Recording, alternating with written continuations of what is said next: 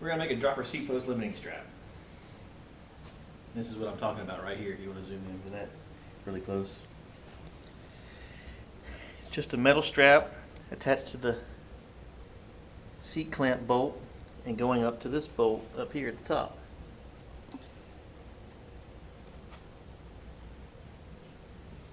And what it does, as you can see, it's bent, and it limits how high the seat post can travel on the way up. Kind of asking, why would you want to do that? Well, you just buy the right dropper seat post. Well, I don't have the money to drive a dropper seat post. So my wife's 5 foot tall, and her seat post has a weird bend in it right here. You can see where it's flat, and it makes this little S bend. Well, the seat post can only go in this far, so this much is sticking out. This is a 125 mil dropper, which would come up to about here. Well, I don't need it that high because her saddle is perfect right here to her pedal. Other reasons why you might want to do this is to save money, but you may have a bike that you had a 170 mil dropper post on, that when you bought a new bike, the seat post is higher, you know. So the 170 mil dropper, even if it's slammed all the way down, it's still too tall. You may only need a 150 mil dropper. So you can make a seat post limiting strap to limit how high it goes and still not have to go buy another dropper. It's just a little solution to a small problem, and we're going to show you how to make one. This is the final product, and we'll show you how to make one of these. Some of the things you're going to need are a glass of bourbon, some 1/16 ferrules, Home Depot, Lowe's, some 1/16 steel cable. You could probably make it out of whatever you feel like you want to make it out of. That's what I'm using, 1/16 cable. Some heat shrink to clean up the ferrules where it won't poke you. A pin. Some snips. Well, some crimpers, electrician crimpers. I'm going to use this part here, not this part or that part. Just this part right here. Some snips of some sort. These are actual cable cutters. They cut through steel cable, which is what I've got, like butter. And some Allens and some markers and some scales if you need to do anything. So we're going to try this. Obviously you see the finished product right here. This allows her seat post to come up to her ideal pedaling platform every time, and it doesn't interfere with the tire. It's so loose, the tire hits it, it's just going to knock it out of the way. Bam, it's there. So we're just going to show you how to make it real quick here. So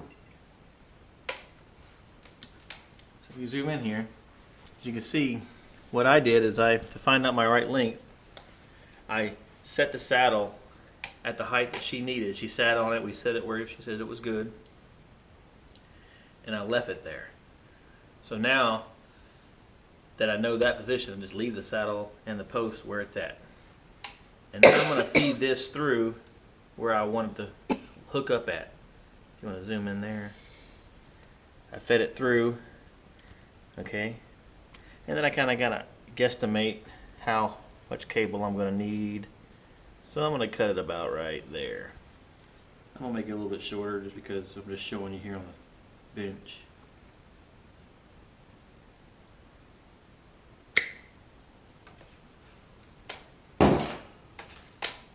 So now I have the cable cut.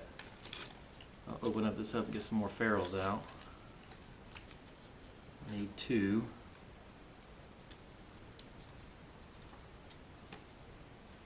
Got 2 ferrules. I'm going to need some heat shrink, so I might as well cut some of that too. You're not going to need much, just whatever you think you may need. Only 2 pieces. This just cleans it up, prevents it from looking like a hack job. Nice little cleanup job. So what I did was I fed it through and I looped it back around. So let's pretend I fed it through this part here. Okay, so I fed it through, I looped it back around, shoved it back through the ferrule on the other side,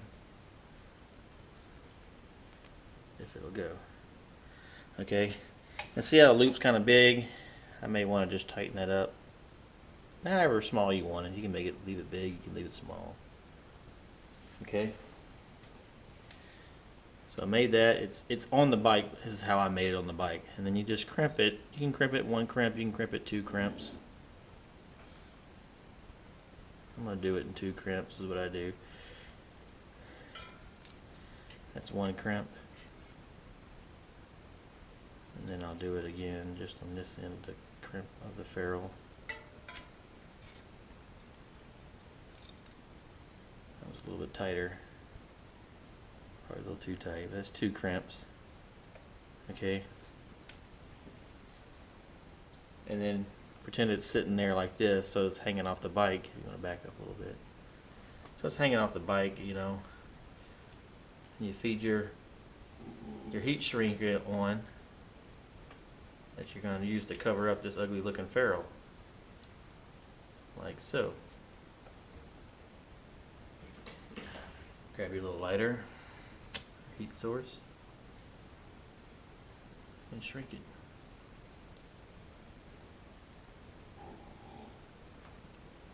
Oh, Memphis or Kokomo's over there growling. See how much better that looks? Okay. Now, when you have it in there, it's going to be, if you look how loose this loop is, and you can look how taut this is as compared. So when you do this, you got to compensate for just the tiny bit of stretch that's going to be this little stretch right here. That's when it stretches out on both ends. So you kind of got to compensate. You may have to do this a couple times to get it right.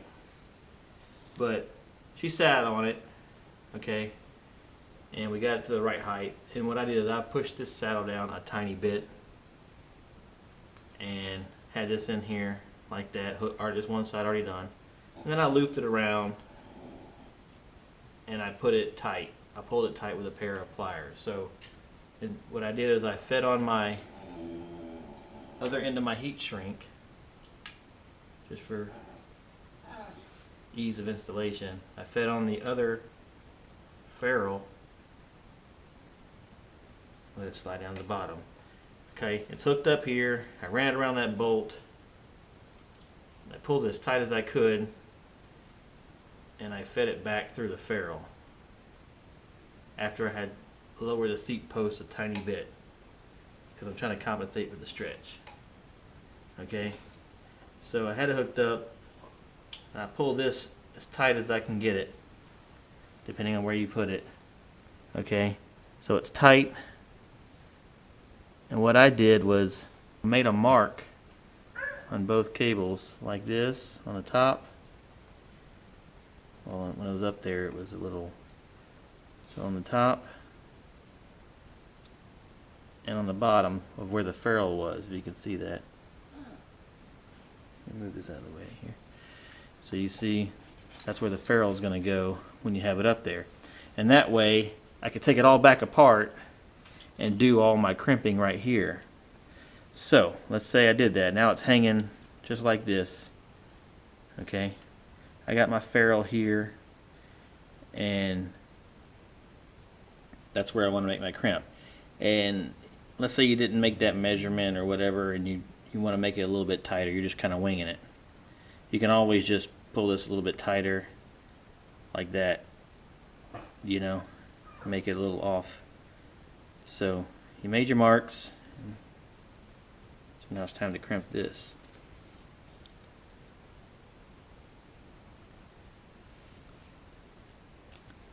You can do this in one crimp, like I said. You don't have to do two. I always do two. You can do it in 3 or 4 if you feel like you need to. Okay. I'll cut off the excess just for beautifying this thing.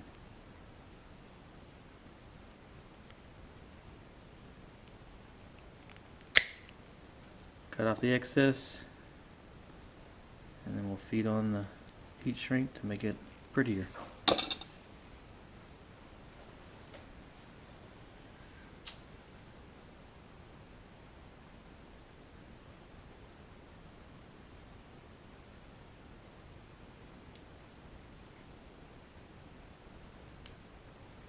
That's how you do it.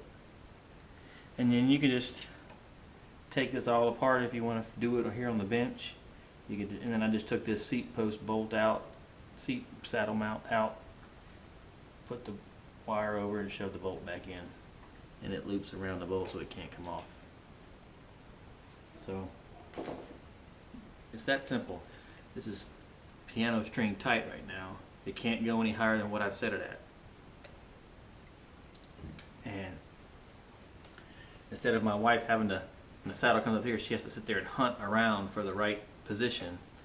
And when you're having to shift and then you guys still find your saddle position, it's just another hassle. So to make life a little easier until we can get a new seat post, I made this.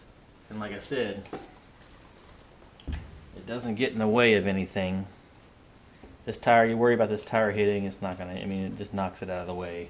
You could put it up here if you want, put it around like this. She has an opening here to this bolt. You can drill a hole in your seat post clamp, put a wire through there, and it'll just do right here if you're more comfortable with doing that.